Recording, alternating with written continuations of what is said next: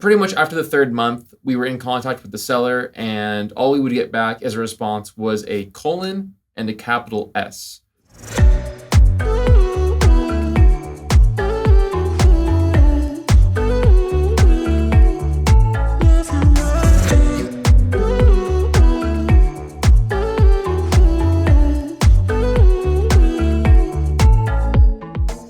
The story of how and why I started SpeedCubeShop is obviously one of the most favorite stories I have to tell. So back in 2006 is when I just had started speedcubing, and believe me when I tell you, things were very different back then. You could really only get your cubes and puzzles from like Chinese stores primarily. The shipping time was super slow, it was expensive, and the service was iffy to say the least. That's, I guess, being gentle. Um, so back then, my friends and I would pool all of our money together and place like group orders. That way we'd save a bit on the shipping cost, and it ended up being, just a fun way for when the order came in. We would just love going to whoever's house it shipped to, unpacking it and cubing pretty much for the whole rest of the day. So the last order we ended up placing from China was about $400 between me, my friend Matthew, and my friend Alex. We'd ordered some Type A DIY kits, which was like the go-to speed cube back then, or pretty much the only option back then, I guess, which made it a pretty easy go-to option. And then some other random twisty puzzles, like one that comes to mind was a mini snake. And we did like, I don't even know, some other random puzzles and just an assortment pretty much. Well, shipping from China usually would take about 2 months for the order to get delivered. Sometimes it was a month and a half if you were lucky, but it was pretty much a month and a half to 2 months. So this order, month goes by, kind of check the tracking, everything looks okay. Month and a half goes by, check the tracking, and same update. 2 months go by, check the tracking, no updates.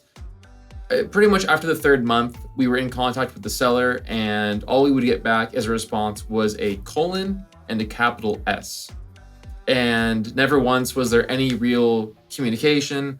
And of course, you can't really blame the seller for a shipping delay, but at the same time, it was just kind of a bummer to not get like any sort of information as to what happened or like any real closure on it. In fact, I always joke with my same friends that I'm still waiting for that same order to show up today. And if it does, you best believe in me making an unboxing video on my original CamCuber YouTube channel.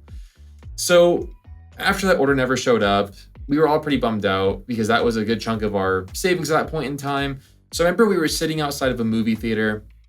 We just had watched I think it was actually, Tokyo Drift or one of those Fast and Furious movies. And we were sitting there just talking, and I was telling them how, oh man, I would love to have my own cubing store. And that way, whenever new products came out, I could just take like whatever I want off the shelf, and it'd be so cool to, do all of that. And that was pretty much the dream from that day on. So a few months go by, and I'm just, doing what I do, cubing, going to school. I was, I think, coming out of junior high at this point in time. It was like the summer of junior high, going into high school as a ninth grader.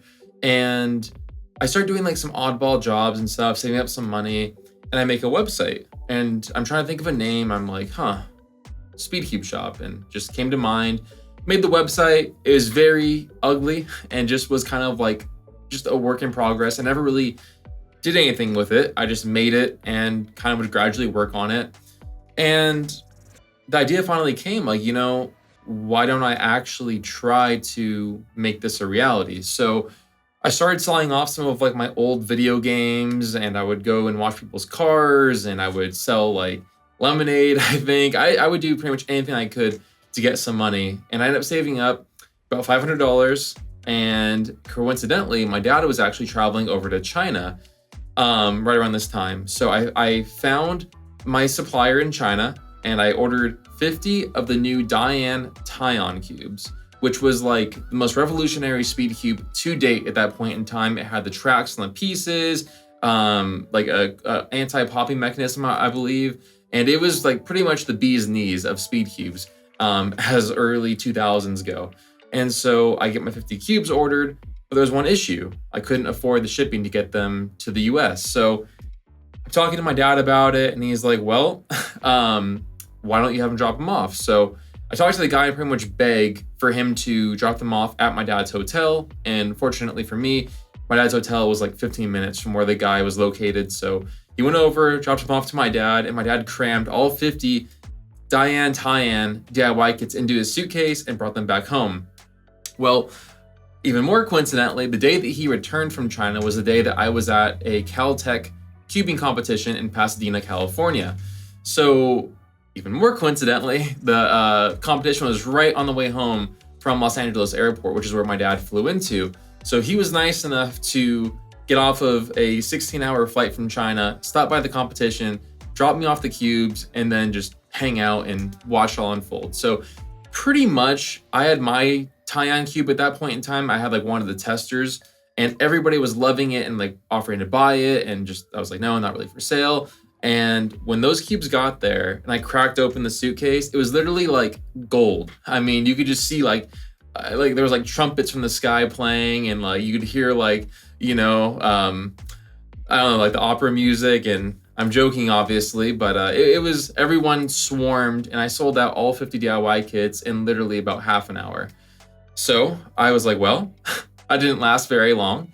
So naturally I went and ordered more. And so I was able to order a few more than 50. And then I'm like, okay, well now I need somewhere to sell these. So I started working on my website a bit more. So during this time, I just had gotten into high school as a 9th grader. And one of my classes was like computer science with Miss Millsap. I'll never forget. And Miss Millsap's class was fun, but I was pretty ahead of the curve. So I'd always get my work done. And if you got your work done in that class, you did one of two things. You were either talking or playing video games on some like unblocked website. Well, I was the oddball and started working on building SpeedCubeShop. So she actually walked over one day and was trying to give me a hard time, thinking that I was on like a gaming website I shouldn't have been or whatever. Saw what I was working on and actually got really interested. And we made a deal that once I got my work done, I was able to work on the website and pretty much build it however I wanted. So shout out to Miss Millsap. Thank you very much. I got the website all built up. And let me tell you guys, I look back at the first website and I mean, yeah, it was built by a 14-year-old, but it was pretty bad. I mean, I'm actually surprised that anyone actually purchased off of it. But hey, I guess that's word of mouth. Back at that point in time also, I was big on YouTube as far as like YouTubers go. And I had a reputation, so everyone knew me. So that kind of helped with me, having the trust for people to buy from this shady looking website. And I just kept it going. So once the tie-ins were a hit, I stocked the Landland 2x2, which was the first screw spring structure 2x2 to hit the market. So that was a big deal. And then what did I move into after that? I think it was, I don't know, I can't remember. I think it was like the Diane, or not Diane, the Sheng-En Type F1, I believe. I'm not too sure. This was like literally, it feels like a lifetime ago, but pretty much I built the website, was going through high school. I'd go to school all day until 2:30, work on the website if I could, do my homework when I got home, and then pack orders pretty much for the rest of the night. And my mom, bless her heart, would go and stand in line at the post office to ship out the orders after her full day of work, because I couldn't drive at this point in time. And so she was a huge help for making that all happen, for getting your guys' orders out to you. So that kind of led to the next thing, which was, well, I was very big into cars at this point in time. I had seen Tokyo Drift, and my dream car became the Nissan 350Z. So me becoming, like, I wasn't really a car person, but after that movie, it just kind of like came in like a wrecking ball, and I became a car addict, which is, I guess there's worse hobbies, but definitely I picked an expensive one, unfortunately. And so my dream was to buy a 350Z as my first car at the age of 16. And I ended up saving up the money, and that's, I guess, the benefit of having really no overhead and just shipping orders out of your mom's house, is you can save up money pretty quickly.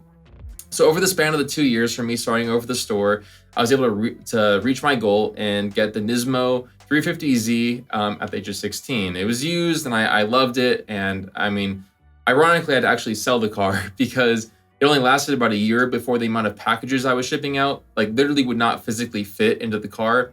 If you guys know 350Zs, they're a little 2-seater coupe and they have a very narrow rear hatch, so you can't really fit much in the trunk. I would have the trunk completely filled, the front seat completely filled, and like behind the seats completely filled. And unfortunately, it wasn't really cutting it. So that led me to go and get my Subaru WRX STI, which was the economical, like 4-seater turbocharged sedan. And the car addiction just spiraled from there, and the rest is history. So everything was pretty much all going well. We're getting new products and stuff and just putting in the work. That was the one thing about the store, though, is being so young. I had good inspirations for like business ideas and stuff, but most of it was just it came pretty naturally to me in terms of doing the right thing and how to handle customer support and like what my core values were. I think I figured those out at a really young age, just having good kind of influences around like my mom and my dad and, just some other people in my life at that point in time. But around 2013 was where SpeedCubeShop was peaking. We were sponsoring people like Felix Zemdegs and Mats Falk, and we were sponsoring the World Championships, and we're actually the exclusive vendor of Worlds 2013, which is a really cool thing that not many people know, because again, cubing back in 2013 even was very different than what it is today. So that was a huge hit, and that was tons of fun, and everything was on the up and up until I had a little bit of a scrap with VCube. And I won't get into the whole details, I'll save that for another video. But pretty much I had to essentially like shut down the store for about 6 months, just because they pretty much took control of all of my cash flow, and it was a complete mess. So again, story for another time. So during that time where I'm dealing with this whole VCube discrepancy, I'm starting out my college career. So I actually moved from Bakersfield, California down to Los Angeles to go to school. And moving the store was difficult, and it was just sort of like going to college and running a store versus going to high school and running a store were two very different things.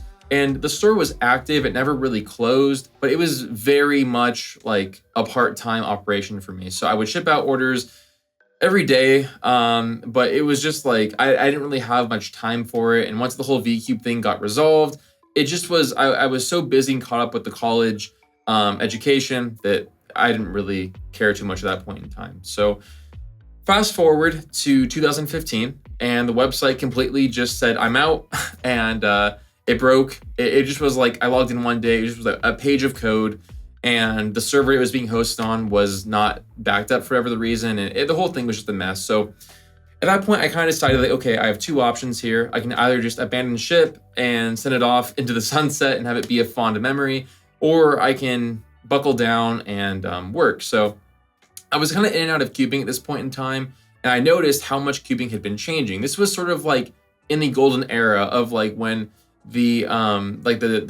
Tang Long just had come out, and like the Aolong V2 was coming out, and like we were kind of having like the resurgence of SpeedCube technology. So I'm like, you know what, this looks really cool, and I still loved speed cubing, so I'm gonna go ahead and just pretty much tunnel vision on running the store.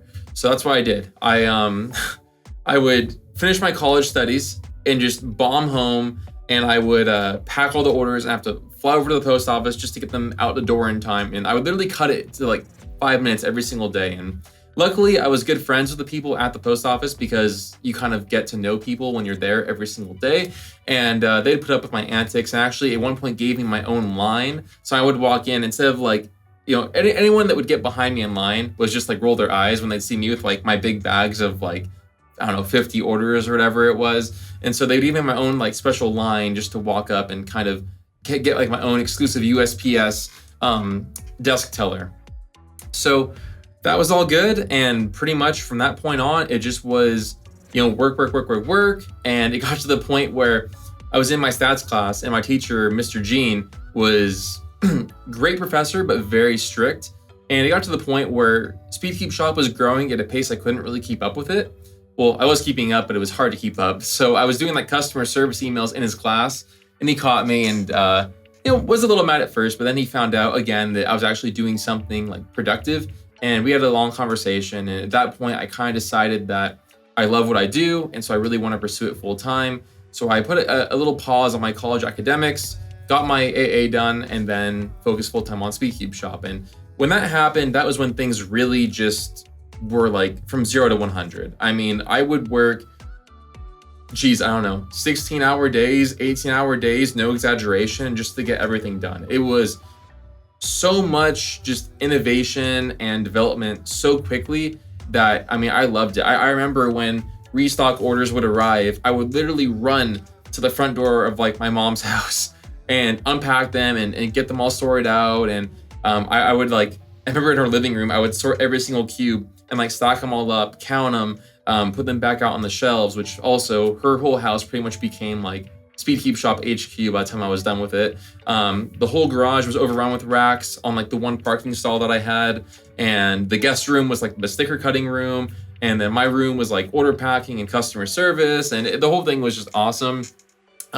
Carlos, who I know I've mentioned to you guys, who's like our editor and everything, he was packing orders in the garage with me, and it just was like crazy how it just all of a sudden just, I mean, caught on. And I really attribute that to just staying true to my core values, and again, just, I don't know, working hard, I guess. There's not really not that much to it in a way.